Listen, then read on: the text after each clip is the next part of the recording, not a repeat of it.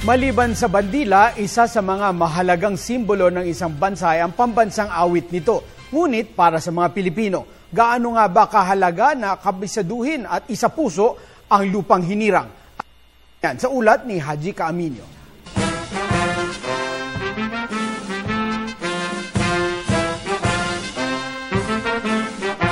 Ang pambansang awit ng Pilipinas, simbolo ng pagiging makabayan at pagka-Pilipino. Nabuo sa saliw ng musika ni Julian Felipe at isinulat ni Jose Palma. Ngayong ipinagdiriwang natin ang Araw ng Kalayaan, mahalagang isapuso at respetuhin hindi lamang ang watawat kundi pati na rin ang pambansang awit. Isa sa mga katangian ng pagiging makabayan ay ang pagsaulo sa pambansang awit maging ang pamagat nito. Ngunit naaalala pa kaya ng mga Pilipino ang eksaktong pamagat? Ano ba yun? Perlas ng Silangan? Lupang hinirang. Lupang hinirang. Bayang Magiliw. Bayang Magiliw. Tila nakakalimot na ang ilan sa atin na ang pamagat ng pambansang awit ay lupang hinirang. Subukan nga nating ipakanta sa kanila. Bayang Magiliw, perlas ng silanganan, alab na puso, sa siti mo'y buhay. Lupang hinirang, duyan ka ng magiliw.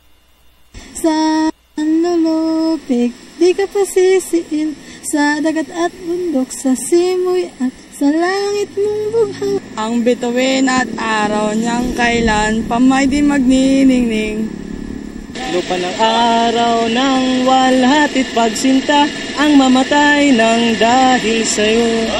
May dilagang tula at awit sa paglayo minamahal, ang kislap ng watawat mo'y tagumpay na nagnining. Aming ligaya ng pag may mga api, ang mamatay ng dahil sa'yo. Lupa ng araw ng diwalhatit pagsinta, buhay ay langit sa piling mo. Bukod sa itinuturo sa mga eskwelahan ng tamang liriko, nakasaad din sa batas ang bawat talata ng pambansang awit. Sa Section 38 ng Republic Act No. 8491 o ang Code of the National Flag, Anthem, Motto, Coat of Arms and other heraldic items and devices of the Philippines Act, nakasaad na mandatory ang pagkanta ng publiko sa lupa kapag pinatugtog ito sa isang public gathering.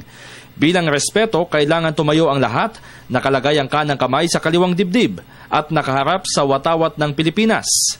Maging ang mga ahensya o tanggapan ng gobyerno, GOCCs at private companies ay kailangan ding magsagawa ng flag raising ceremony at ang pagkanta ng lupang hinirang. Mabigat na parusa ang naghihintay sa sino mang lalabag sa naturang batas dahil 5,000 hanggang 20,000 pisong multa o pagkakakulong ng 1 taon ang kanilang kakaharapin. Nakalimot man sa tamang liriko o sa pamagat ng pambansang awit, ito lang naman ang mahalaga nating pakatandaan ngayong Araw ng Kalayaan, ang pagmamahal sa sariling bayan at ang pagsasapuso ng ating pagiging Pilipino. Para sa Telebisyon ng Bayan, Haji Kaaminyo.